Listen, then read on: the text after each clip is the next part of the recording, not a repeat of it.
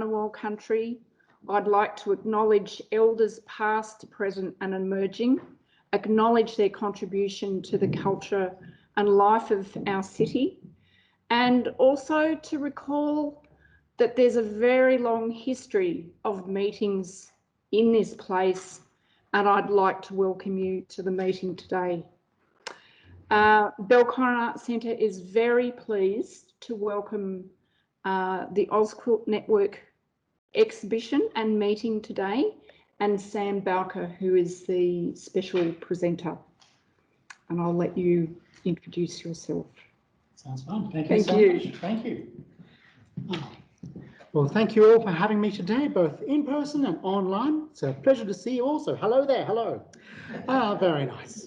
So as a person who is normally resident upon Wiradjuri land, it is a privilege to be joining you today on the land of the Ngunnawal people. And I would like to echo and share this respect for the elders of this region and their ongoing presence and custodianship. Now, it is, of course, a privilege to be here as well at the request of Ozquilt, so thank you for having me. Normally, I'm the senior lecturer in art history and visual culture for Charles Sturt University in Wagga Wagga, but I'm travelling out to Canberra today to speak about lifting the quilt ceiling. So I'm going to open my slides now and we'll start the presentation. Here we go. Now, I trust those online can see the slide, a black and white opening screen. Thank you for nodding, very much appreciated. Now, it's always reassuring when the technology works in 2020, isn't it? Of course, have no doubt we are here together. I am here today to speak as the first half of a dialogue. For those of us joining in person, we've arranged the tables so we can speak conversationally in the second half of this presentation. And for us speaking online as well, I encourage you to use the chat box and the hand raising option so you can also ask questions and contribute to the second half of this discussion. We're here today because contemporary quilt making is a dynamic and versatile field that engages critical, competitive, creative practice, whilst being inclusive and thriving as an ecosystem of arts practice ranging across all levels of enjoyment, dedication, professionalism, and participation. It is about engaging communities critically with the materiality of quilting, the practices of visual culture in our communities, and the histories of this art form. It is also about driving towards a new future for this film. And that's why I'm thinking about this with the metaphor of lifting a quilt ceiling. We're not seeking to shatter a glass ceiling, but raise the esteem, perhaps, of quilting in spaces where we currently feel it is not welcomed. And I would like to commend the Belco Arts Centre in particular for championing contemporary quilting in Australian leading creative practice. When we are thinking about quilting in the Australian art world, we more often find depictions of it than the art form itself. What we are seeing here is Dorrit Black's lino cut of the wool quilt makers assembling together through a layered complexity of different forms and patterns and colours, which are not themselves marked out or delineated. Rather, it's the idea of people searching through different ways of expressing themselves and working with materials at hand. We are seeing, furthermore, a gathering of women in this space. We are seeing a gendered art form as it is popularly perceived and indeed played out in the creative practice field.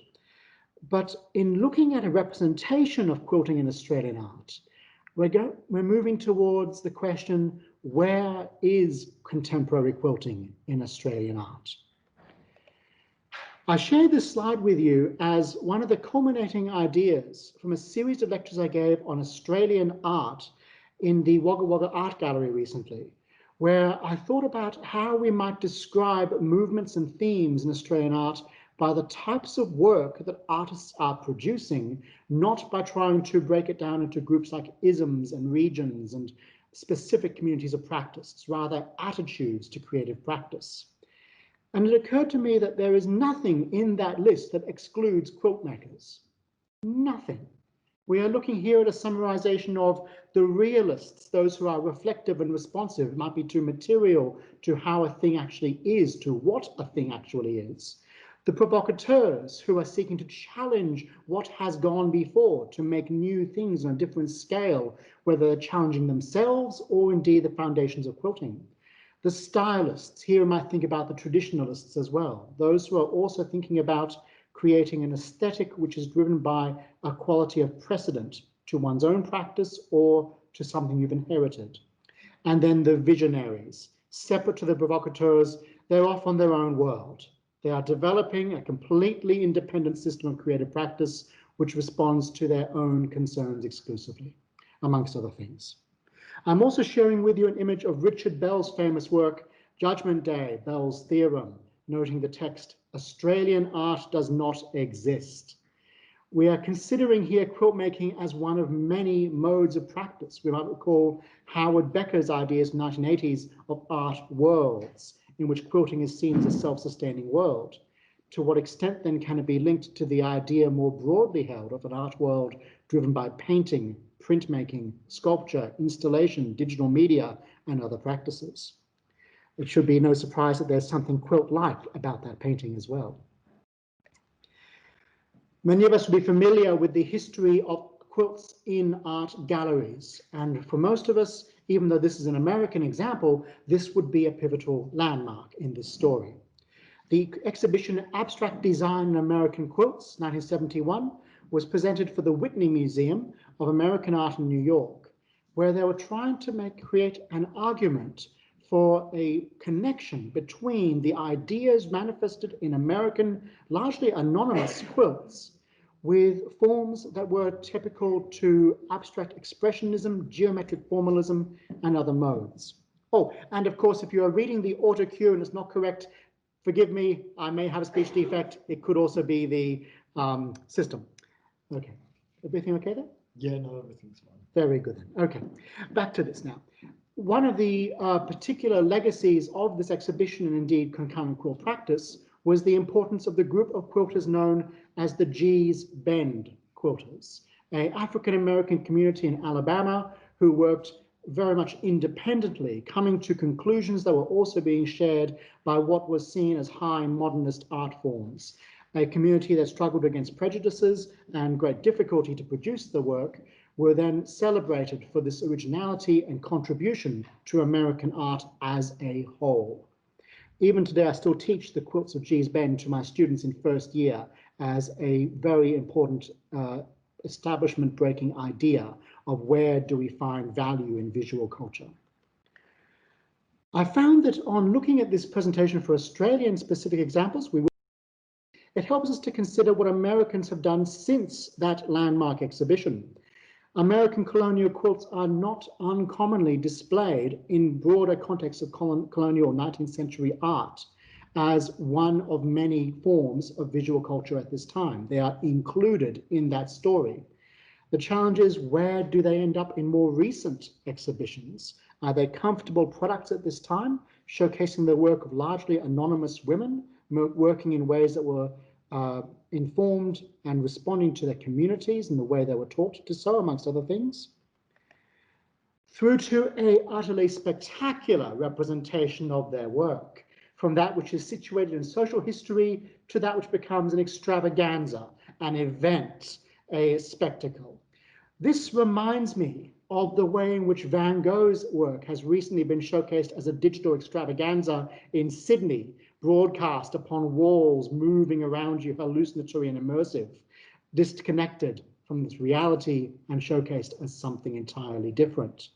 This exhibition, Infinite Variety, was only on display for 5 days as a community event to showcase the diversity of this practice, the rich potential for this work when seen outside of that domestic context.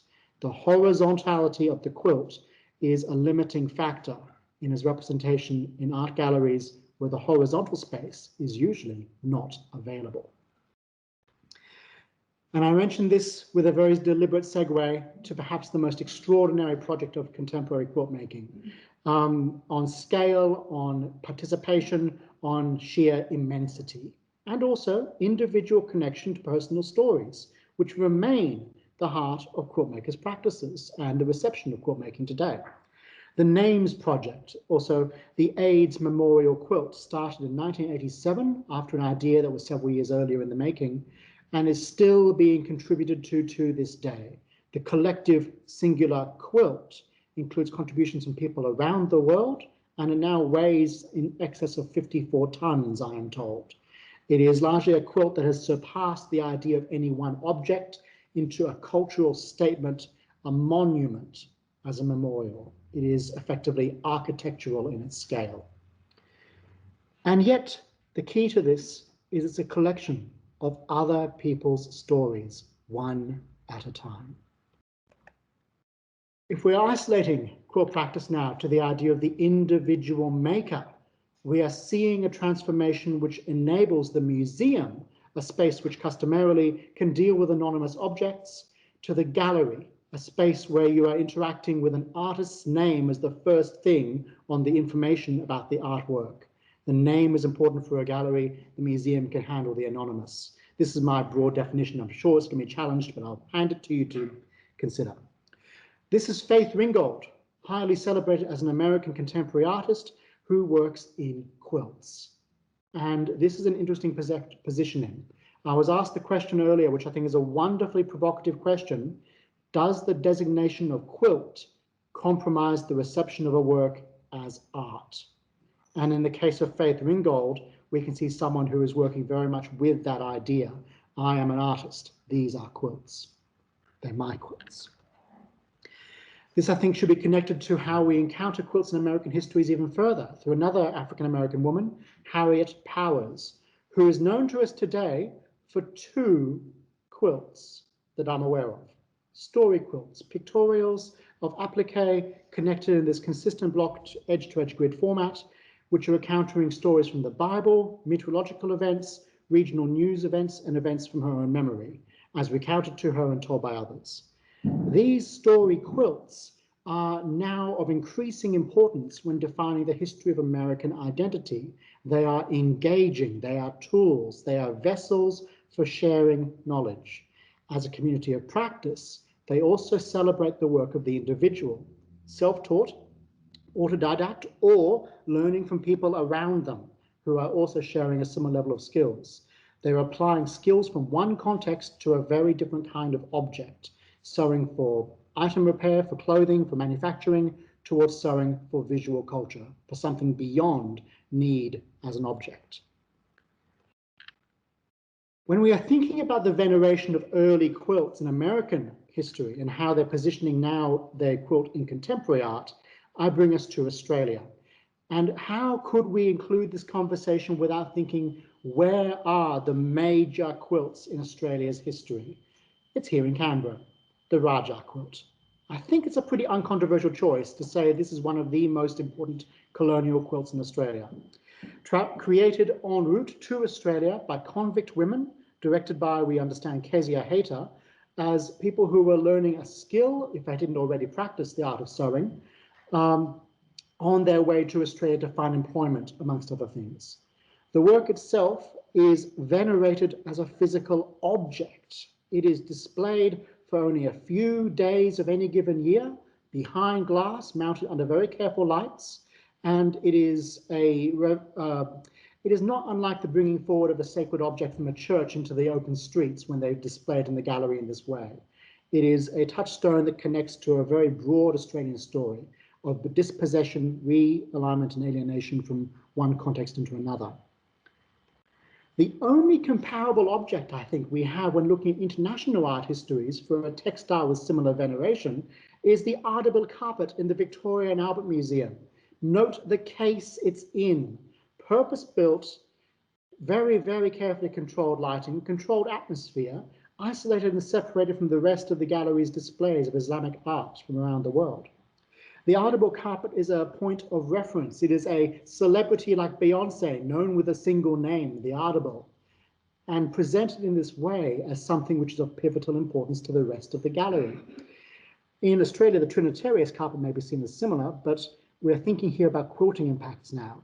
How is it that a carpet has attained this level of respect when quilts don't have celebrities in Australia? But the Raja quilt is a celebrity. This Raja quilt has been referenced by other artists in different media as an important work of Australian history, contemporary artists further. This is the work of ceramicist Byrne Emery, who is working here with the idea of the Raja quilt to expand upon the story of its connections with specific people, both that who contributed to making it, who owned it, who it was presented to. The Audible Carpet was presented to the Shah at the time. In this case, was presented to the wife of the governor. It is not an undissimilar connection. There is also a self-abasement in the signature that appears on the Audible Carpet. He almost signs it doormat, as in a maker of things that are too humble to be regarded. And the Raja quilt, largely anonymous, largely first-time quilters combined with experienced quilters. Here are some of them, once again, expanding on the idea of the Raja quilt as an object. We see the Raja quilt as a story. The same artist continues by expanding on who the individuals were who made this work. It is a starting for new things. Raja quilt has also been taken as a metaphor and in some ways a literal object, assisted here by an installation and performance, including dance and other situations responding to a site-specific location in the Geelong arrival centre, so to speak. This was placed as a performance that engaged with different makers as well as different communities as it travelled around the world. The work of Eva Abinger is a homage to the Raja quilt. Oh, and I did mention earlier that previous work was commissioned again for an exhibition by the National Portrait Gallery, acknowledging the work of women in contemporary art. So a bit more context there for that one, so fine. But the Raja quilt, you can see here, has been taken as a metaphor.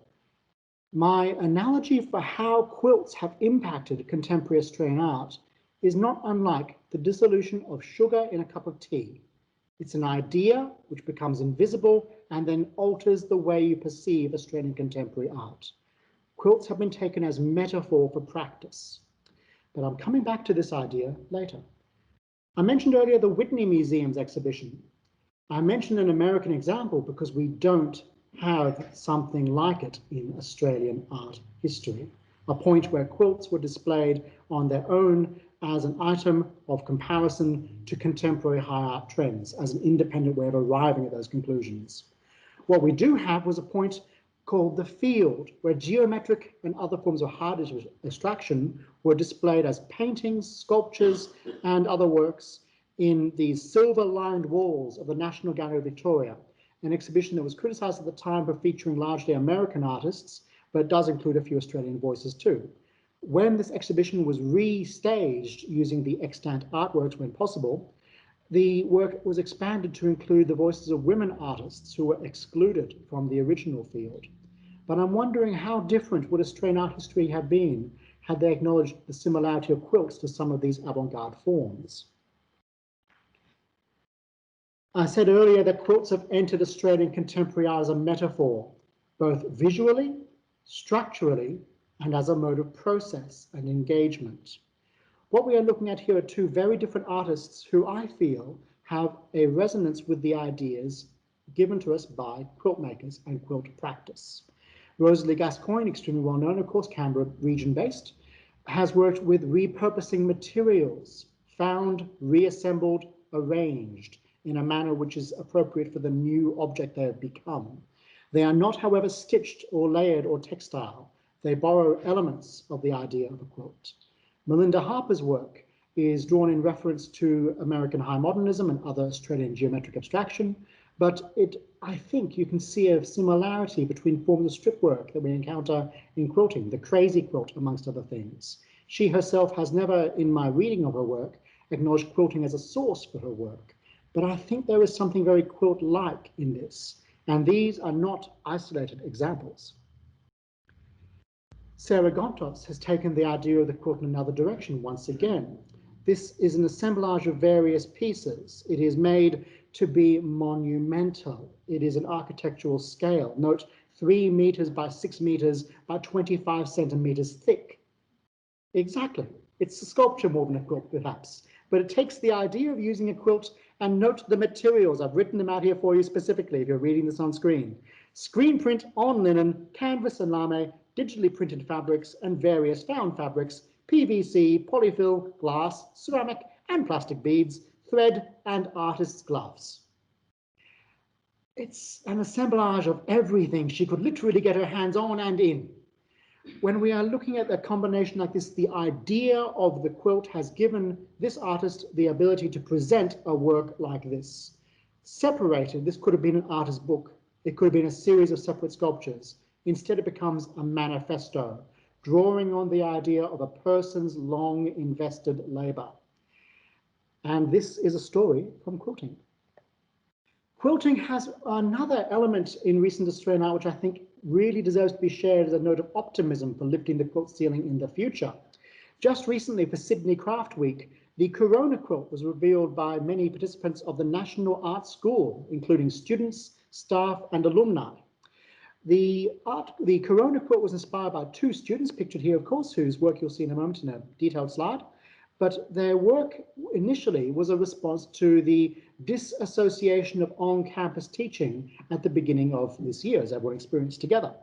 They wanted a project that would enable everyone to work together, collaboratively yet independently, coming together at the end of a project as a singular large object, the Corona Quilt.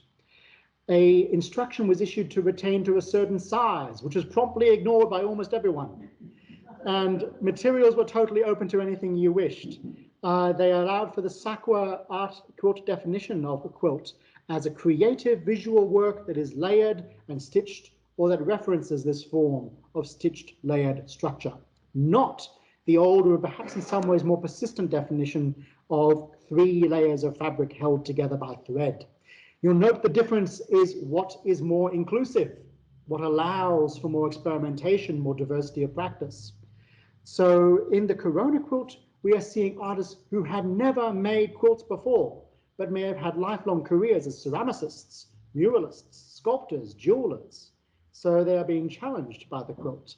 They are being shown as first-year art students that quilting is valuable and we can learn from this process, even if you don't wish to commit to quilting. Some more examples here for you, including Bronwyn Vaughan and Anna Mould, who are two of the individuals who are crucial to beginning the process and seeing it through and guiding it, supervised as well by art historians who are aware of the depth and importance of quilt making as a mode of creative practice internationally. You'll note that the Ruby Princess here has been embroidered and appliqued on chucks. Yes, and of course the zoom motif and Priya and Bronwyn making the Corona Quilt, which also references the Ruby Princess once again. There's a self-referentiality and reflective element of this quilt, which I think is worth sharing. The object itself was on display opposite the National Art School in a street-facing long window, so it is available and up there to see. It's also quite carefully digitized block by block.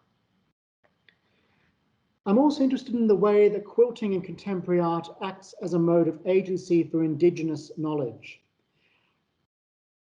It is a field where we look to, again, the comparison of African American quilting as marginalized communities who are making work in a manner which is available and accessible to them, in some ways against the odds. When we are looking at Australian Indigenous stories and the interaction they have with quilt makers, I'm showing you one contemporary example which I find quite striking because it is recognised by the National Quilt Register in Australia, which I will come back to at the end. Roberta Chandler's work here was made in collaboration with Noongar women who were consultants for a response series to a particular group of wetlands in Western Australia. This is a work as well by a series of Western Australian art quilters who were commissioned and working collaboratively with communities to tell stories in new ways for new audiences, to share knowledge and practices which become a new thing through their combination, through this translation in textile. The idea of quilts as negotiation, once again a metaphor of interaction between two groups, or individual and the materials at hand, can be seen in the work of Soraya Abedin, who refers to her work as an ongoing bicultural quilt between her background between Malaysia and Australia, as a person who identifies as a third culture kid, referencing to Honi Baba's theories of displacement between two communities for one's entire life. The quilting practice was a way of applying something that was of one culture with imagery of another, becoming uniquely her own through her handwork. What we are seeing here, the quilt with hand appliqued embroidery and miniature glass beadwork, just to zoom in, because how could I have a quilt presentation without zooming in at least once? Really, we have to look carefully at the stitches. But of course, we can't judge quilts exclusively by the quality of stitching. We have many parameters to work by. And it is the question of judging quilts that brings me to this work. And disclaimer, I know the artist involved. Jenny Bowker is my mum. Hello, mum. I can see her over there. Very good. So, back to the reason why we're using this work particularly is because we, luckily here in Canberra, have a bit of a story behind it that some of you may already be aware of, part of the Ozquilt group as well. Margaret Rolfe may be very well known to us as an Australian quilt maker, quilt historian, teacher, educator, and author and publisher. She received recognition from the Order of Australia for her services to Australian quilting. She founded the first Australian Quilt Guild, which was the Canberra Quilters Guild, Incorporated, in 1976, I believe, and has been a long-term voice of Australian quilting. Her book, illustrated here, Australian Patchwork Designs, amongst other of her publications, was pivotal for shifting the idea of Australian quilting from American models. Even in this lecture, we are referencing American models. Margaret Rolfe was involved in making it Australian. Jenny Bowker's portrait of Margaret Rolfe acknowledges her contributions whilst being a layered commentary on what a quilt is, what Australia is as an identity. It was intended and offered to the National Portrait Gallery with supporting letters from quilt guilds across Australia as a gift from Australia's quilters to the Portrait Gallery. It is not there now. It was refused. It was rebuffed. Rebuffing, of course, is a technique of polish. So we can hope that over time this will change. But the interesting thing is this refusal. This is the quilt ceiling. A commendable object, a commendable individual, perfectly aligned, in my view, to the objectives of the National Portrait Gallery. A gallery which has since then made work to acknowledge Australian women artists and quilt makers, the Raja Quilt particularly. It does not own any quilts to this day, though it does own at least one tapestry of Dame Elizabeth Murdoch. The work itself acknowledges the difficulty of quilts coming into art formats by layering paint around the edges to create this gold frame, which references the tapestry practice called alentour, where a gold frame is woven around the tapestry to give it the dignity of a painting. Tapestries and paintings seem to share an affinity by being vertical, not horizontal as a quilt. When we are looking at this work, we are seeing that element of why was this moved away? What can be done to bring a quilt like this into national collections, to major contemporary art galleries?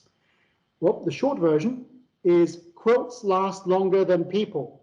We know this from many, many inherited quilts over time. Curators change, but what causes a curator to change their mind? I'm presenting you here with an image of a quilt which I find quite remarkable from the International Quilt Museum in Nebraska. The mosaic stars was made by an anonymous person, possibly a man, studying from the work of Dr. Annette Jarrow, her book War Quilts, where she studies these forms of intarsia quilts, which are made from wool felt, joined edge to edge with no seam allowance, extraordinarily detailed stitch work required to hold these together at large scale. This complexity is something which I think allures curators to recognize there's something important to this, a precision of skill, a master craftsman quality of extreme attention. But this is a value of craft, and craft has a patchy relationship with contemporary art. By itself, it would not change a curator's mind, being an exquisite object, being an intriguing object, an object that raises questions, that asks you to consider what you already know in a new way. This might be the point that enables a quilt to become part of a broader conversation. I believe that quilters are known for asking questions that other researchers and artists don't ask. They're interested in the life of the materials they are working with, which is not exclusive to quilting, but it is an important question. What remains of the block which has been taken, the patch from the fabric, which remains after the piece has been taken to the quilt? How do we work with depth, with the continuity of materials? What I'm also showing you here is a thing that I research very closely as an art historian. An example of Egyptian tent maker applique or kayamia. This piece is a touristic kayamia. I am citing the work of Blair O'Gagnon, who was studying in the University of Rhode Island initially, where she came across many of these appliques and decided to write an article about them in 2003 because she was a quilt maker. They appealed to her, tactile, as an object of curiosity that no one else thought was important enough to research at this time. They were souvenirs, they were not necessarily in good condition, they were kitsch, they were cheap, but they were curious and no one had asked about them before. And her work was published at the same time as another curator in the Islamic Art Museum, Malaysia, independently published a book on a complete Egyptian tent. The two did not connect their work to each other through that forum of the tent makers, who are, of course, quilt makers. What I'm showing you here are examples of contemporary Egyptian applique or kayamia by Akrami and Hani Abdul Qadir, who is seated in this picture. And you'll notice that what Akrami is holding in the larger image is a very quilt-like square, including blockwork, piercing, applique, and a medallion center surrounded by border formats you might recognize from traditional modes of quilting, just broadly speaking. Yet it is also a piece of kayamia. That arabesque scrolling floriette form is very typical to the tent maker's work. The quilters who have supported the tent makers' work have also gradually changed their work. The conversation diffuses. I told you earlier about the idea of the impact of quilting on contemporary art as being like sugar dissolved into tea, stirring and changing it fundamentally. We are seeing that happening here in an art form which is not necessarily part of the contemporary art gallery sector, but is part of an international conversation. My final idea for how we might raise the quilt ceiling is to revive the work of the National Quilt Register. Australia is distinctive for having this feature, which many of us may think of as being a historic archival collection not unlike Trove at the National Library, a way of researching particular objects in diffuse collections around the country. The National Quilt Register is a museum without walls, based between the Tumbarumba located Pioneer Women's Museum and the National War Museum in Geelong. It is a collection of quilts which are any age, any level of skill, anonymous and known makers with stories and with stories unknown. But by being included in the register, they are deemed to be, for whatever reason, of national significance, physically located in Australia. It has not been redeveloped as a website since 2017. It has not had a touring exhibition for a very long time because, of course, the work's diffuse and scattered. I believe that something like this project could give space to contemporary art quilts as being of significance to the National Quilt Register, as well as the collections of people's work which are in homes, in life, in functionality, not simply in museums. So in conclusion, contemporary art quilting is a compelling and complex ecosystem. It drives its own publications, its own standards of criterion, its own hierarchies, its own interactions, its own levels of engagement, from community groups and first-time quilters through to internationally regarded competing artists. It has also informed Australian art as a metaphor and a process. Yet frustratingly, we are not seeing quilts in the major art museums. We are not seeing them in the biennales. We are not seeing them in these fora where really say you have made it as an international artist outside quilting's own ecosystem. But to lift the quilt ceiling, we need to maintain the momentum that has been achieved, continue to connect with all communities, and showcase excellence alongside the induction of new quilters. Pardon me for the typo there. The induction of new quilters, of course, is something we see in this exhibition, Australia-wide 7, where there are emerging voices amongst the most experienced. And you'd be hard-pressed to recognise which is which from a distance. So I think as we look at these works together, we are seeing this collection of voices in Australian quilting. That diversity is vital, that energy is vital, and I'm sure it has a strong future ahead of us. So thank you.